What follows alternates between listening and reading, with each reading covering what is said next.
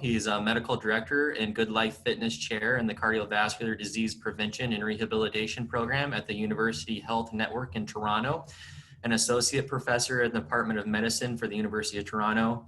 He's a past president for the Canadian Association of Cardiovascular Prevention and Rehabilitation.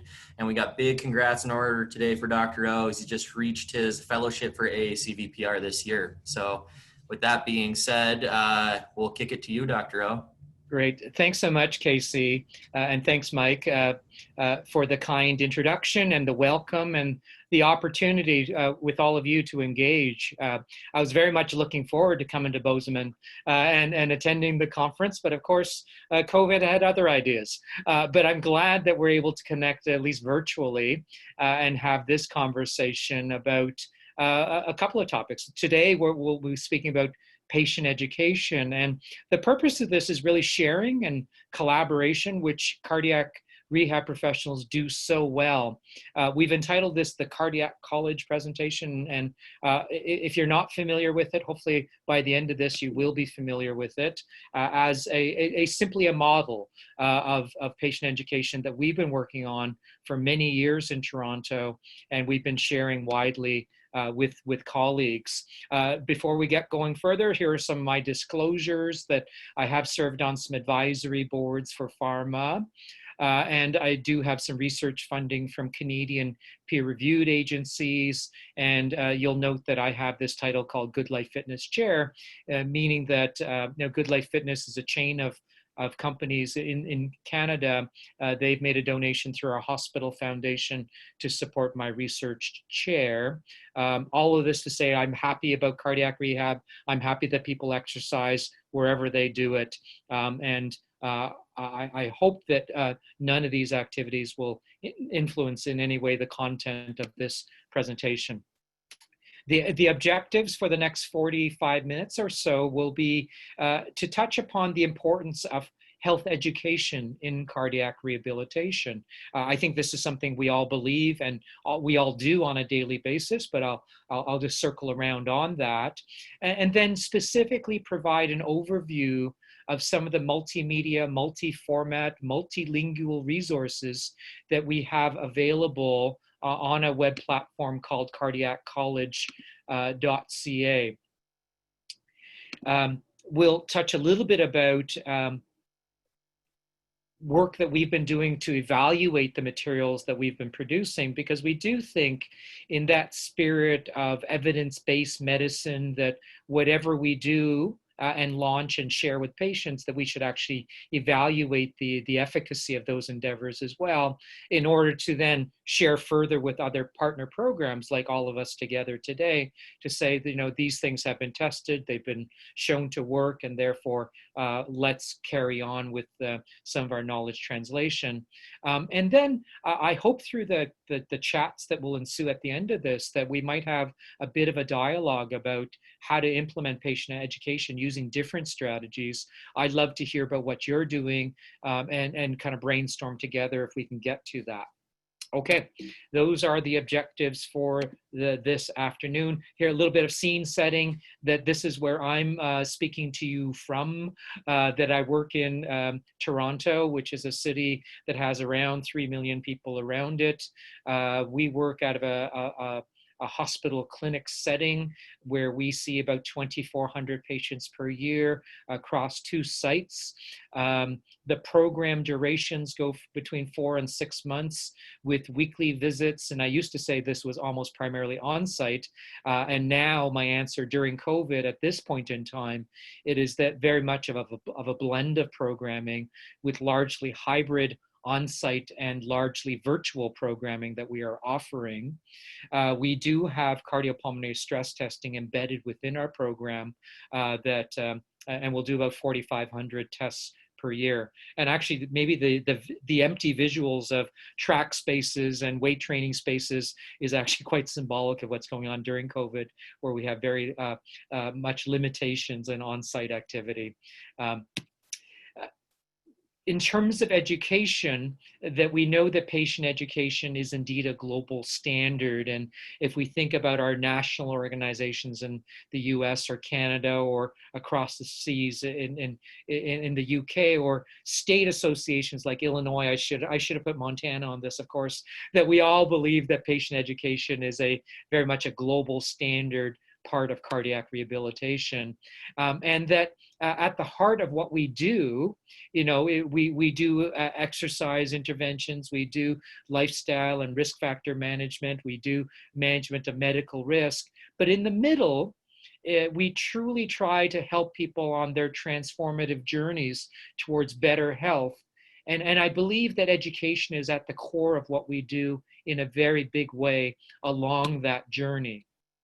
And I did want to pause. If we were actually in a room together, I would call out the expertise that is in the room. So in this virtual room, I would say that we all have expertise in education, and we all might have slightly different roles, whether it is from designing educational programs. Occasionally there's a couple of people that might be doing that, to developing curricula, or developing seminars and webinars and PowerPoints and printed materials and handouts, to actually delivery, which is probably involves the most of us. And some of us are involved in evaluation of those kinds of materials. And we are all involved in patient care, which again, inherently embedded in this is this transference of education as well. So acknowledge that there is a tremendous amount of expertise in this virtual room, and that we all contribute in very meaningful ways towards the development and propagation of education. So I'm here to share. I am one of you and you are one of me, that we all collaborate in this space. And sometimes we also want to have the involvement of patient partners. Let me correct that. We always want to have the involvement of patient partners. And indeed, that's one of the important parts of the programs that we'll share with you in the next few minutes, is that we always have patient partners at the table in designing, developing, delivering, and evaluating the materials that are involved in our patient education programs. So why focus? Why spend the next 30 minutes of your life on patient education? Because we believe that it's important. And implicitly, we may have education as part of our programming, but sometimes kind of extrinsically or explicitly thinking about the importance may just get us to a different relationship, because we know that a lot of literature actually shows that there is this striking and strong relationship between disease knowledge, what we know, and clinical outcomes, what happens to us.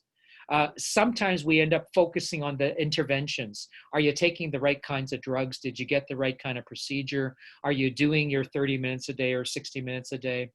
But we also need to acknowledge that there is this important literature that says education, if it is done right, will lead to improvements in knowledge, which will then lead to changes in behavior that will last, that will then lead to improvements in better health. So I pose this, that education should be therapeutic in nature, and is one of those important things that should be in our toolbox, just as important as the education or the exercise prescription, or the stress management session, or offering up an antiplatelet prescription. Education is important. And our group has been involved in research in this area for the better part of a decade. We've done a series of patient-focused research, as well as evaluations of the literature. This one particular systematic review that was published from a few years ago in Patient Education and Counseling called out that there was something of a literature around patient education. And to give you more granular examples of where education links to behavior, for instance, 26 articles at that time that described the link between patient education and physical activity, and 20 out of 26 of those could show a successful relationship between knowing more about physical activity and doing more physical activity. Similarly, studies and interventions around diets showed very positive relationships, or smoking cessation, and a smaller number of studies looking at medication adherence and symptom improvement and psychosocial well-being. But all of this says that education is indeed worthwhile. For us to get there, how do we move towards therapeutic education? And the distinction for me was drawn home in our journey over the last 10 years or so. And, 10 years ago, we had, or even 30 or 40 years ago. Our program is actually 52 years old as of this month as a cardiac rehab site. And when I started in this program almost 20 years ago, what I inherited from my predecessor was a Kodachrome's carousel. And if those of you who are old enough to remember where you actually had to put slides physically into a carousel and then put them into a slide projector, that was the way that education would be delivered. Go figure out how to do that over Zoom. But that was kind of the model for education, which was really important as a dynamic between instructor and student.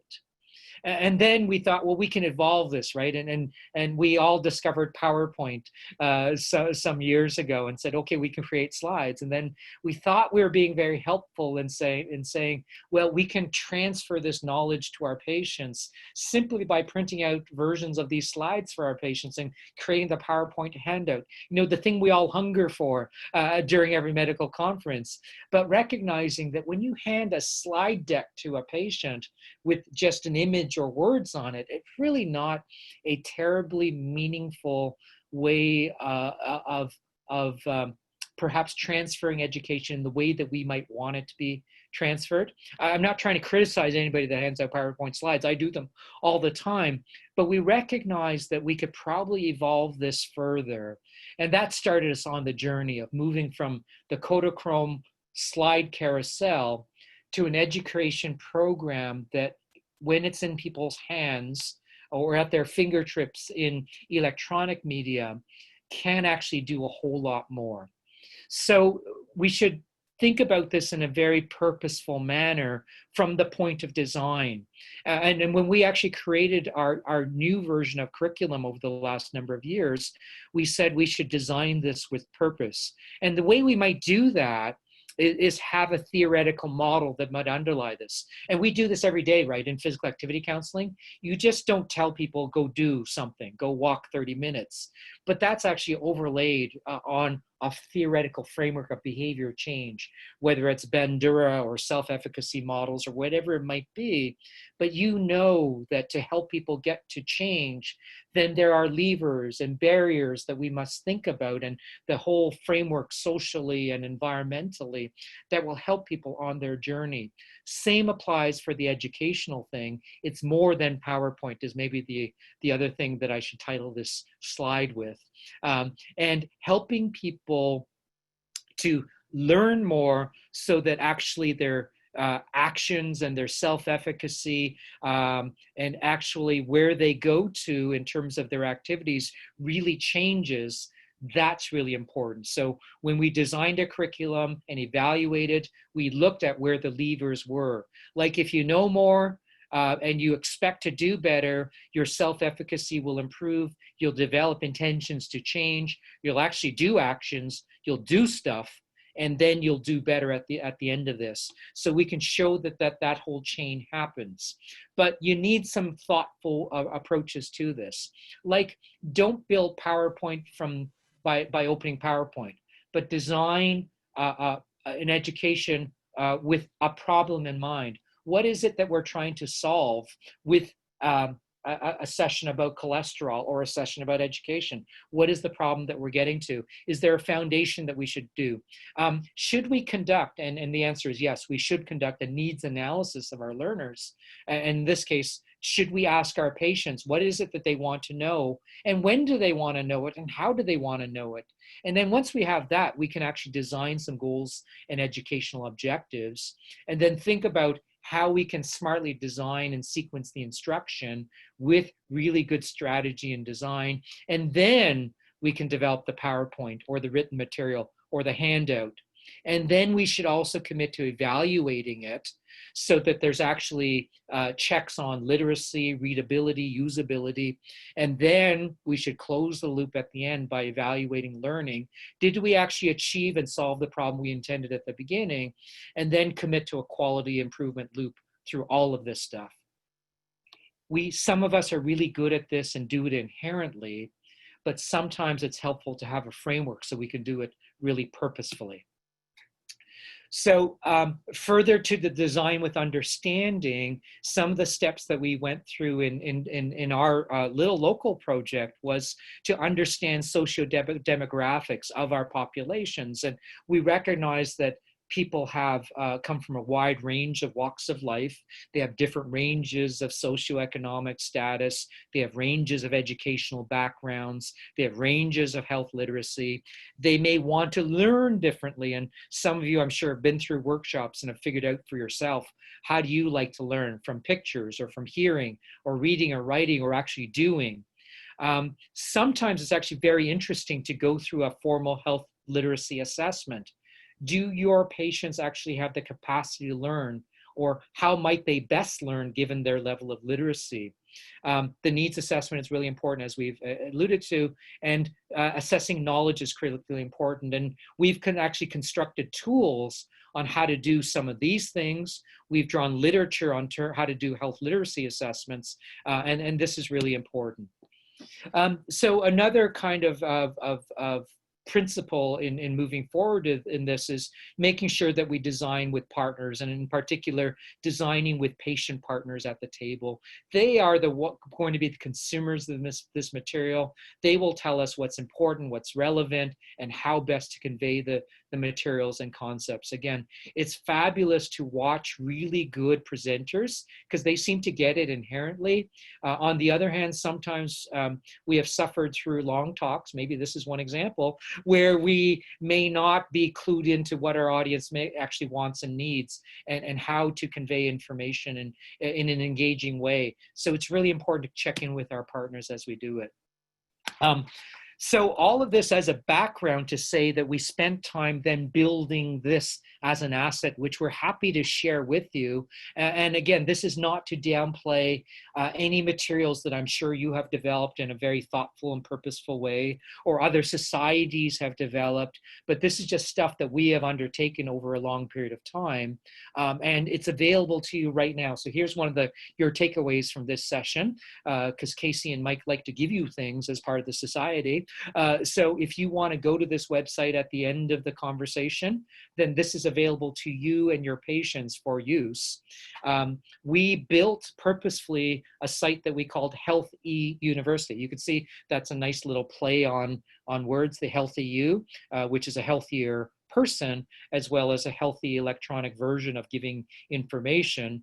And under the university concept, we often have gone to universities where there's these sub-colleges that might have some specialization to them. So within the Healthy University, the first two colleges that we actually built was one around cardiac conditions and a companion one called Diabetes College. I'm not going to go very much into that right now. I'm going to focus on the cardiac assets for this moment. And you'll also see at the top here that there's a toggle for languages. And I'm going to come back to that, many of our programs will serve multilingual populations, and we acknowledge that in our environment, and I've been trying to build our assets in that way. So part of the purposeful design was trying to figure out what are the issues that we're trying to address with this educational initiative. This has been something that we've been working on for almost a decade. We have spent about $1.5 million building this stuff, and this is why we say we really want to share this with you. Undoubtedly, all of you could do this as well, but it needs that dedicated time and sometimes money to actually build some of these things. So we're saying, why not take advantage of some of this stuff as well? So the pillars that we're trying to get to, and you can see this is stylized from other kinds of constructs around education, that we believe that if you can learn 5 things from education, then this is what we mean by therapeutic education. So understand and know your condition and the treatments. So understand your heart, how it works, what's going on with rhythm and coronary anatomy, and what does it mean to have an angioplasty and a stent or a bypass operation as examples.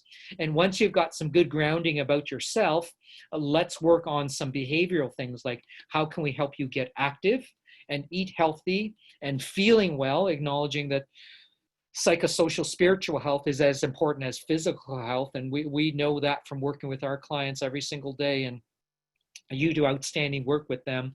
And then ultimately, the middle part of this is we are part of our patients' clients' lives for a short period of time. The tools that we can transfer in taking control of one's own health and self-management is probably the best thing that we can do, right? Let's work with people so that they never need us again, but they're doing all the things around the wheel that we hope that they are doing. So if we can get this right in this version of school, then we're doing pretty well. The website is laid out. I hopefully you'll acknowledge or agree that it looks colorful. It's nicely laid out. This is what the landing page of Cardiac College might look like. When you click on it, you'll see that there are these 5 pillars of activity of treating your heart disease, getting active, eating healthy, feeling well, taking controls here. There's one more tab that's called Thrive 12-Week Challenge. I'm going to come back to that a little bit later. The materials that we developed are packaged in a whole bunch of different ways because that's trying to reflect the different learning styles that our clients may bring to the table. Some people love a book. And if you love a 250-page manual, it's like your course syllabus, then it's available to you as a download. And we actually have printed versions of this that we offer in our program on a cost recovery basis. And about a third of the people that are coming to the program want the print guide. Some people love the book. But if you'd rather just work through the web page, through the series of clicking of web pages, you can get all the same material in different formats. Or if you want to watch video or do interactive case studies, then you can do all of those sorts of things. But here in the middle, you can click, you can view the guide and work through it. And when you click view the guide, instead of a big 250-page book that you can actually download and just put on an e-reader for free, you can also break this up into smaller segments. So here are the subchapters that correspond to those 5 pillars, and you'll note that they are also color-coded. So there's some very purposeful design in this. So the blue ones deal with treat heart disease. The green is around the exercise, the yellow is around food, the purple is around psychosocial, and then the orange is around self-management. And you'll see that they're broken up into nicely illustrated, colorful documents that are then into like 20 or 30 pages each, much more manageable.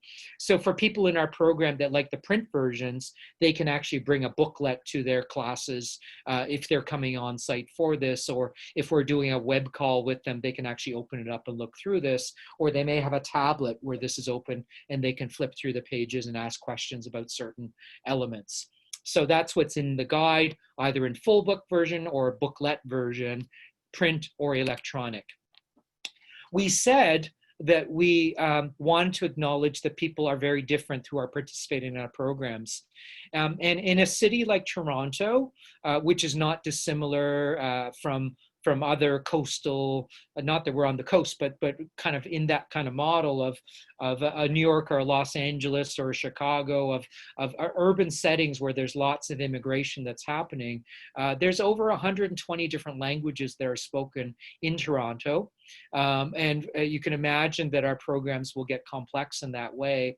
And in our previous versions of programming prior to COVID, it was actually quite neat that you would have a class of 25 people coming together, and we would have 2 or 3 translators in the class as well that would be working with 4 or 5 or 6 different clients at the same time. So there will be this simultaneous translation that would be going on. It's like having the tour group that's going around the tourist locations doing those kinds of translations. So that was quite marvelous to see, but it did highlight that whatever we do, we need to kind of respect the diversity and try to meet the needs of folks around us.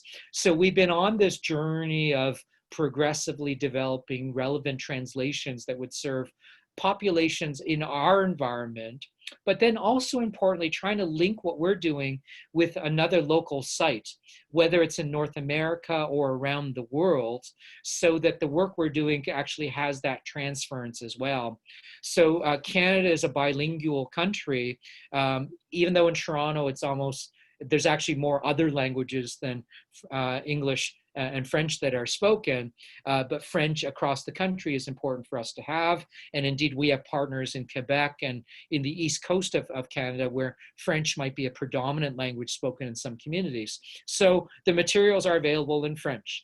And we recognize for colleagues in the United States and in Latin America and South America that having Spanish language resources would be really important.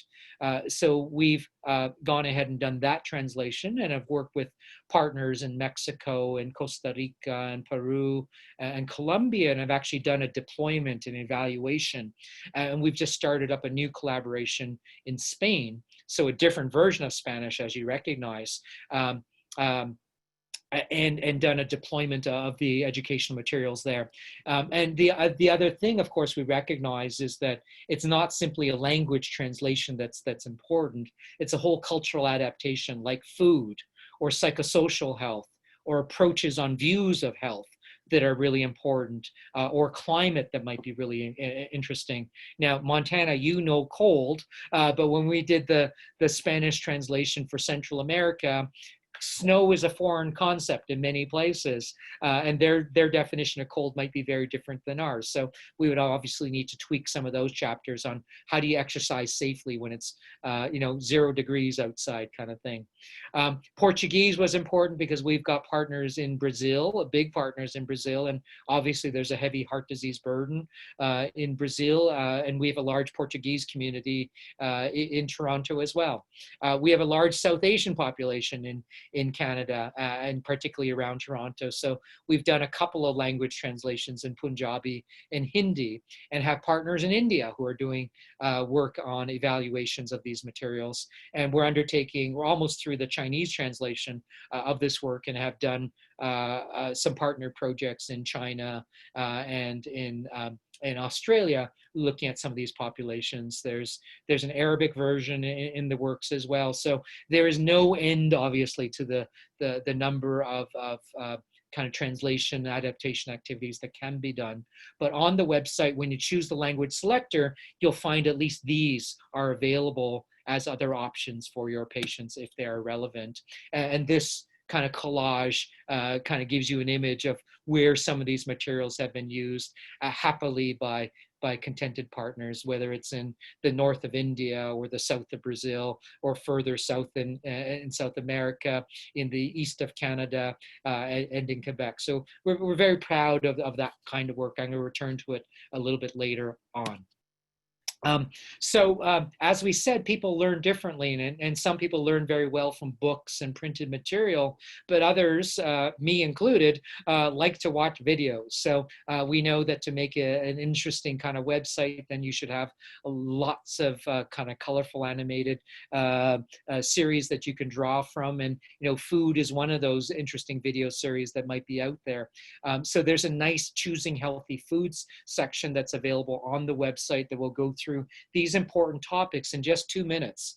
And basically, it's kind of like grocery store survival.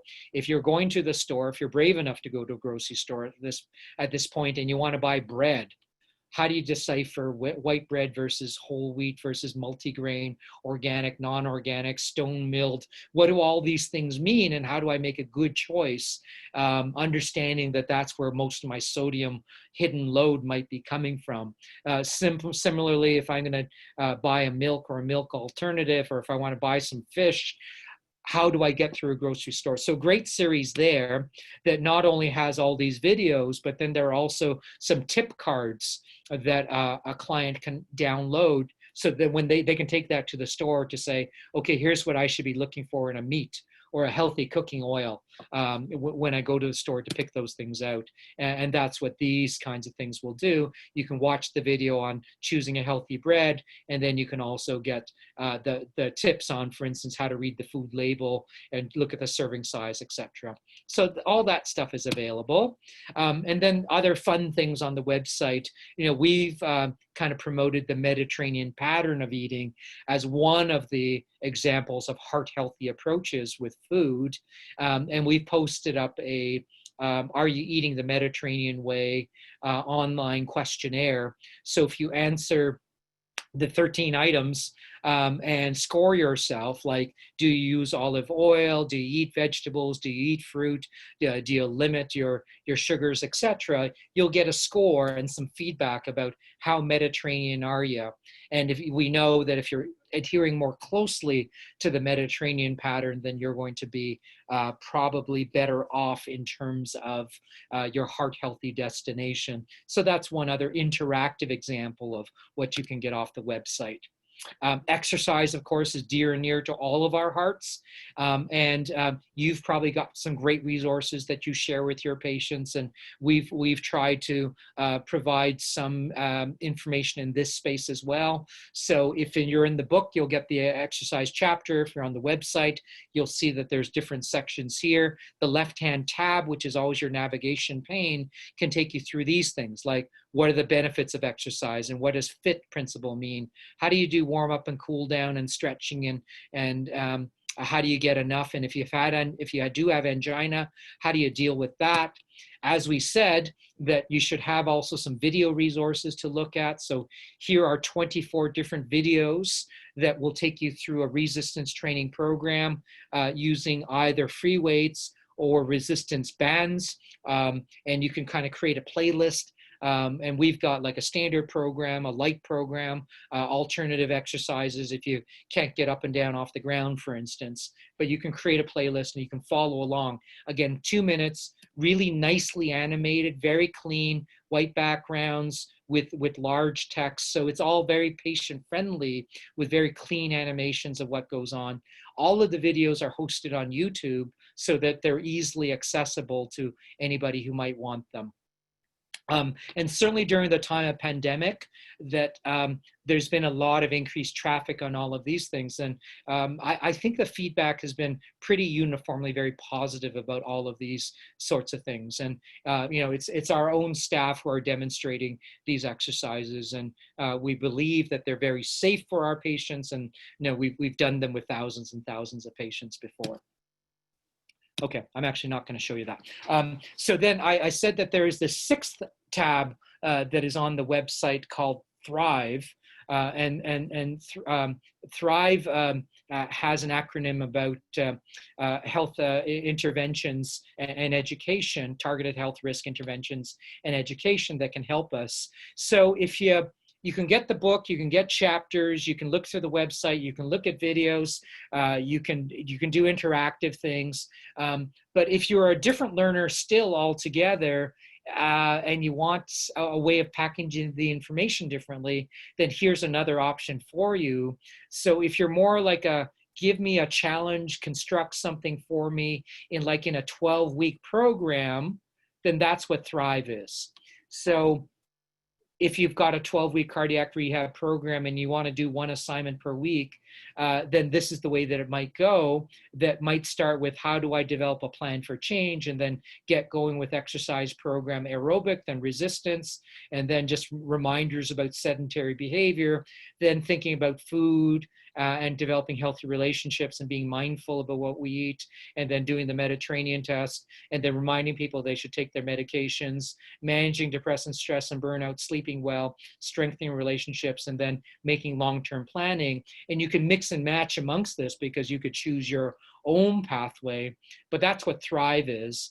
And what you will find that as you work through that they're structured purposefully each week as well, to go back to what we said about instructional design. So you'll learn something, plan something, do something, reflect on it in each of these adventures. And there'll be a short educational video as part of each one of these weeks that's nicely animated. It was an award-winning video thing from media professionals.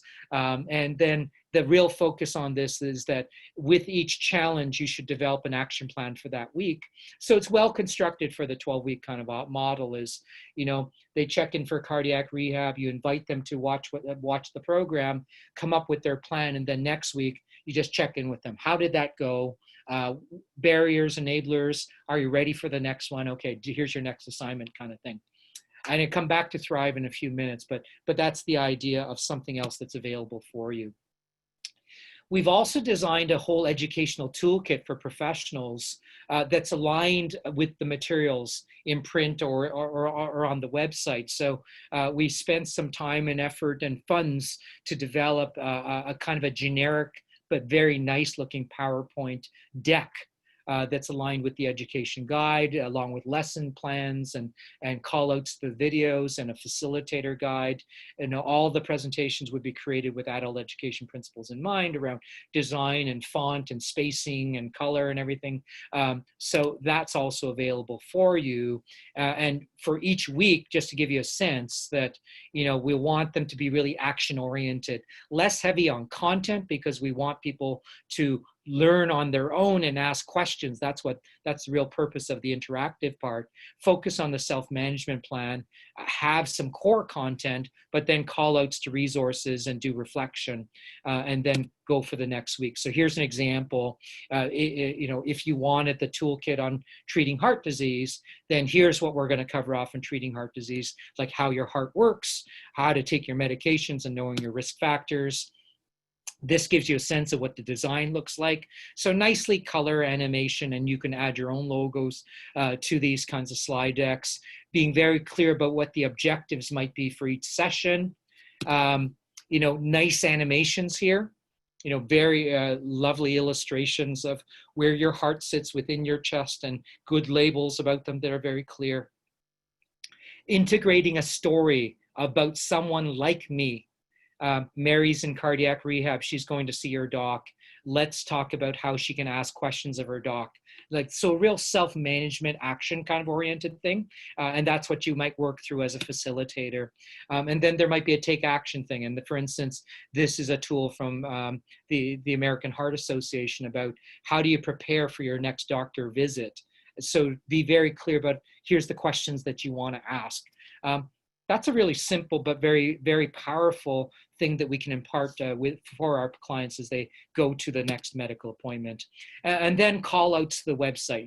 We've done this session, but if you really want to learn more about your heart disease, and maybe you want to learn more about what an angioplasty is because you just had one, then you can watch the videos or link back to the AHA or other places about what that goes to, or just reference back to read chapter 2 and read chapter 3, for instance, about what's going on. So this comes to some of your self-reflection at this point of, how are you running your own programs? Reflect on how you are delivering education. And, over the course of the last couple of years, we've engaged with about 25 programs in the AACVPR network, worked individually with many of them about integration of materials that would fit their own program models, whether there is actually structured on-site education versus individual education that's more self-study. But anything is possible, and what we're putting out there, along with the other materials that you undoubtedly have, are some more assets, some more tools for the toolbox. And some people will do education all in one day. Orientation to cardiac rehab involves us having our clients sit with us for 3 or 6 or 8 hours, and we can download everything, which may be very effective for some people, may be challenging for some people. Maybe we only have 5 minutes to tack on to each exercise session. So in which case it might be, the assignment of self-study and then just check in on questions. And again, just reminding us there's these resources that we have: a guide, a website, slide decks, weekly lessons plans, Thrive materials, video resources, all of these things that might be here. So we'd invite you to think on what might be the best fit for your own programs. And here might be 3 different ideas that if you've got the ability to run some structured session, then here's 18 sessions that you could run, or use the 12-week Thrive thing, do it yourself. And then the 4th thing is I'll share with you a little bit of what we're doing during the time of COVID as well. So if you've got that classroom experience, this is what an 18-week model could look like. If you construct that all together, and again, there's a slide deck that goes with each week, this would be ideal for the longer program that might want to offer this kind of and comprehensive 30-minute education session that then couples with a structured education or an exercise session as well. And this kind of mirrors what we do in our program in Toronto. Each week we have our group of 25 people coming on site, and we would do education and then exercise. Very different in COVID right now, but then this builds the skills progressively. It's like going to school. Other shorter programs that might be more self-management, you might leverage the 12-week Thrive inspired sessions and invite people to do that self-study of watch video, do the action planning. And then you might do it yourself, pick and choose and figure out which things that you want. You know, you're very happy with all the nutrition stuff because your dietitians undoubtedly are outstanding, but maybe you want to integrate something about medications. And we've got actually, in addition to everything that I've told you, there's 50 recorded Zoom videos that we might have. And one of them might be me talking about medications with our patients. And so you could just direct somebody to there to say generically, like, here's the major categories of preventative drugs and how you make sense of them. Or it might be our psychologist talking about sleep. Or our dietitian talking about mindful eating. So those are things that you can actually integrate into a do-it-yourself kind of educational forum. And then almost to the end of this would be this, that during the time of COVID, we pivoted, as all of you did. Mike told me that when you surveyed programs toward the latter part of the spring, everybody was closed. And then you've progressively reopened, and most of you are open now, which is just tremendous. We in Ontario kind of went through the same experience where about half the programs closed fully, half stayed open though, and then delivered a lot of care virtually. And our funding models in Canada allowed us to have some of that flexibility where we could deliver things by phone or by web. Many programs did some of this work before, but none of them did them very comprehensively. So we very rapidly started pivoting and developing, and then developed structured education to go along with this new version of virtual and hybrid programs, where we can develop a 16-week structured model, whether it's all at home or whether there are touch points on site. We have that flexibility, but during each of our sessions, like this would be a sample outline. We're doing small group, 6 people at a time, joining together on Microsoft Teams on a weekly basis. We'll do 5-minute introduction. We'll do case management. Hey, how's it going, Casey? Mike, is the weight training going okay? Then we'll do 10-minute education together that will likely consist of watching one of our Thrive videos. And then each of us as a group going through goal setting, action planning. Casey, do you have a goal for next week? Mike, can you be more smart with your goal, please? And then take questions together and then plan for the next week. So very tight program, group-based virtual care. And I'm sure many of you have innovated in a similar way during this lovely time of pandemic. We've developed manuals on how to do this as well. So for patients and caregiver, they get a manual on what to expect as part of their program. And for our staff, they also get a manual. It's kind of like a lesson plan learning program on how to deliver this stuff as well. So, you know, one of the silver linings out of COVID is that we force innovation to happen. We force adaptation of programs, but we try to pivot and shift. A couple minutes on evaluation, and then we'll go to the questions. That, as we said, that we committed to not only developing and disseminating, but we also commit to evaluating everything that we do. And, you know, this is one example where we've done some structured evaluations when we launched this version of the program, either in print or in web or electronic media. And we were able to show clearly that knowledge does improve. We actually developed a validated knowledge tools, do it pre and do it post. And we actually do that routinely now to say, do people actually learn something from the education that you deliver? That's a good check number 1. Check number 2 is, if you learn something, hopefully you're doing something differently. So if you use the Mediterranean diet tool, for instance, you can see that patterns of eating change. Or if you do some objective measures, we know steps are crude, but steps are simple, and we can show that steps will go up by a couple thousand per day at least for the population. And then if you do a measure like of self-management, self-efficacy, you can also show that that improves over time. So we've done these kinds of structured evaluations. And then we can also demonstrate that, like in that theoretical model, why do we educate? Because we want people to know more, literacy improves, behavior improves, and other kind of markers of behavior like attending more classes improves. And we know that, important outcome observations like in the States from Bradley et al., for instance, in the Medicare population show that you attend more cardiac rehab, you die a whole lot less. So these are important things that derive we think directly from delivering therapeutic education models. So on the international side of the house, these are some of the pins in the map of places that we're doing work with actively right now. I've left a space here, squeezing in Montana.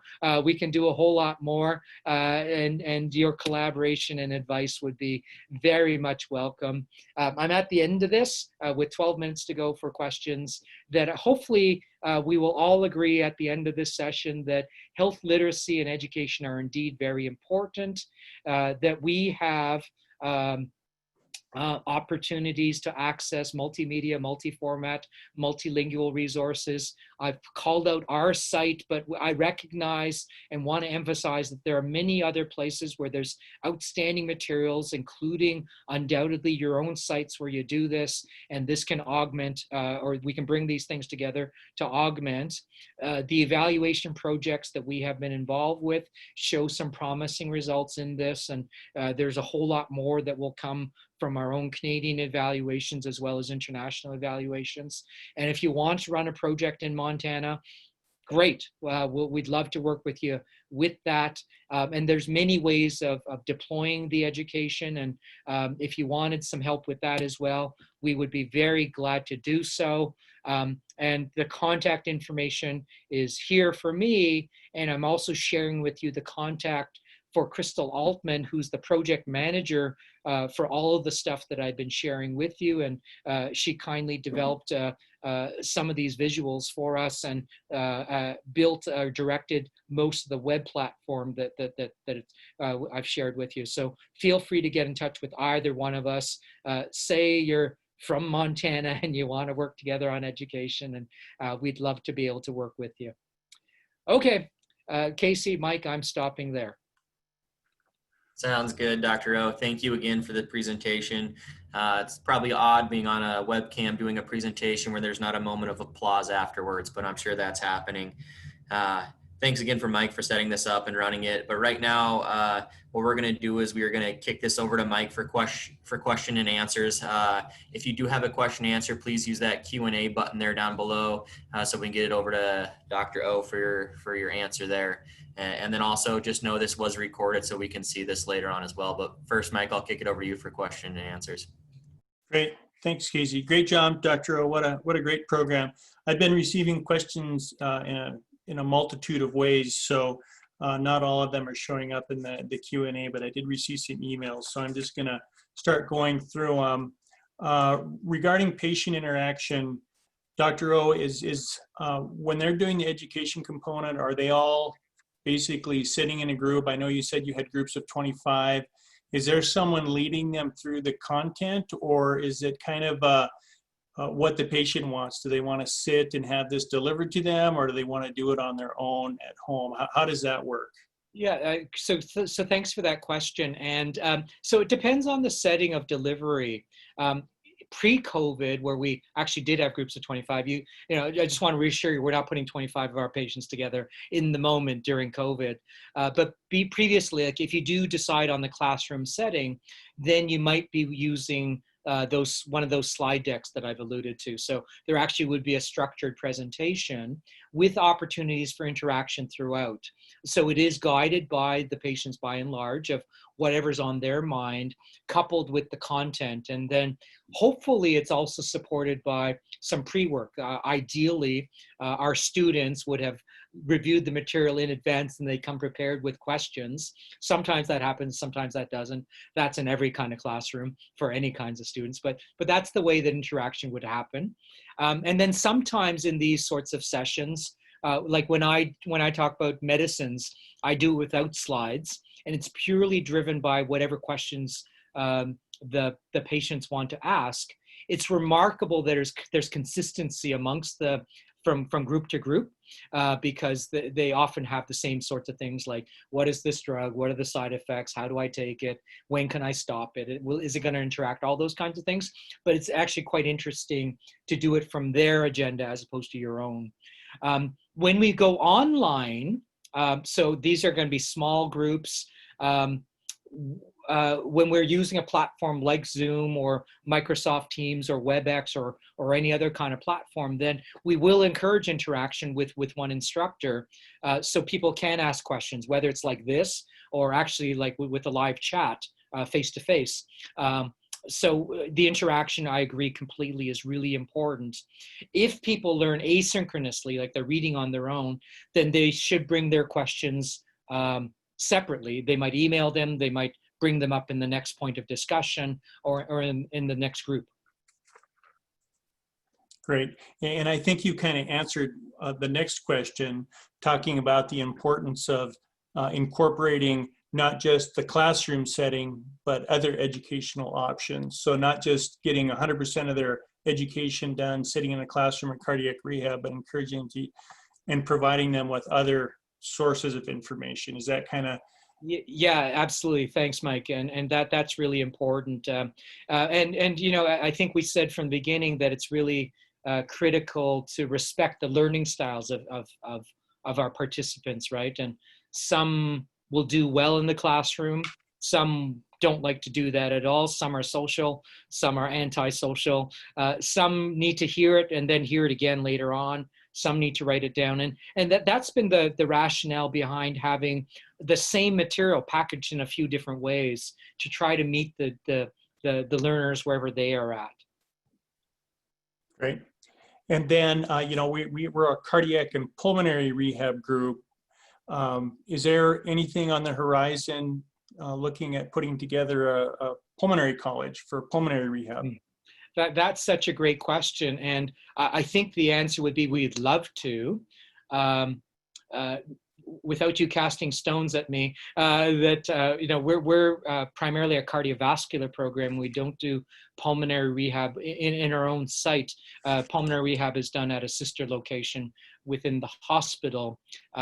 We do recognize within the AACVPR family that it would be ideal to do pulmonary education. I'll invite this as an opportunity if there are folks who want to do more adaptation of the materials and help us build the pulmonary college, then that would be actually very welcome. What we have noticed between the cardiac assets and the diabetes assets is that there is some overlap for sure. Nutrition, behavioral engagement, but we know that obviously there are some very important distinctions as well, like what is the disease about, or what are approaches to exercise or specific nutritional sorts of things. So great opportunity in front of us. If anybody has some good ideas on how to move it forward, would love to hear some ideas, and please feel free to contact either Crystal or myself to discuss that further. And then if there were programs that were interested in incorporating this, is there a formal agreement that you need to sign up? And then do you guys do like a train the trainer training on how to deliver it, or what does that look like? Yeah, so I think the high level answer is yes and yes. We have developed a kind of a memorandum of agreement sort of process. Partly that's just so we can have a clear understanding of each other and how to use materials appropriately. You know, the spirit is though open collaboration, sharing. That's what we want. We're also aware that many programs just make use of the materials because the website's open and you can use it. But we'd love to build this community of practitioners and would very much be willing to engage in that train the trainer concept. One of the desires with state associations or provincial associations in Canada is to build this kind of collaborative community. So if someone else has a similar program model as you, then we might put you together to say, this is the way that we've thought through the educational delivery. This works, this doesn't work. This is a great video, or this is a great handout. So I think that's how we can get kind of better together.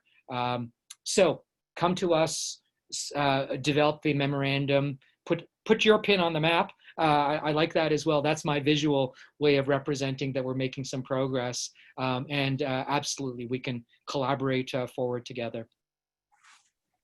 Okay. And then just a question that I had regarding your action plan. Did you have a formal action plan that the patients fill out at the end of each session, something in writing that says, this is what I plan on doing between now and the next time we get together? Yeah, I agree, Mike. And I think all of us that are in the business of self-management would agree that the commitment to that written goal is really important, and, SMART goal setting that I think we all use. Yeah, on the website, and if you look in the guidebooks, there's actually written goal setting action plans that are in there for people to fill out. And if you watch the videos about goal setting action planning, then they'll be apparent there as well. And that's why also, if we do the Thrive option of kind of the guided tour through it, the first session that we recommend to all people would be the one about goal setting action planning. Okay. And then have you ever done a multi-site training? Let's say the entire affiliate would be interested in adopting Cardiac College, doing something similar to what we're doing right now, but just kind of going over the process of delivering and basically the train the trainer piece. Have you done that? Yeah, we've done that in Canada with at our national meeting, and we've done kind of like 90-minute workshops in that way.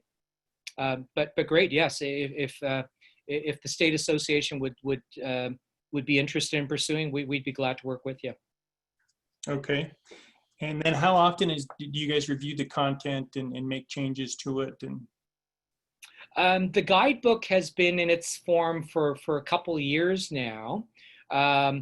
We continually add materials, whether it's video or other sorts of assets. The most recent version that had us go through from a big book to small chapters was published, I think, in 2019. So it's probably on a 3-year cycle where we'll adapt the print versions of this. As you're probably alluding to, that renewal is really important. To do it on the right cycle is really important. And to do it in kind of electronic format is probably important as well, so that we're not committed to a whole bunch of stale dated books. All right, I think we've gotten through all the questions and outstanding, answered them very well. Again, thank you on behalf of MACDPR for your presentation, and we look forward to talking with you again. I think you're scheduled to come back in November and talk about cannabis. Right on, yeah. That'll be a fun session, okay? Now, are you providing samples? Yeah, it's in the mail, right? All right, thanks, Dr. Owen. We'll see you in 6 weeks. Pleasure. Thank you all for joining today.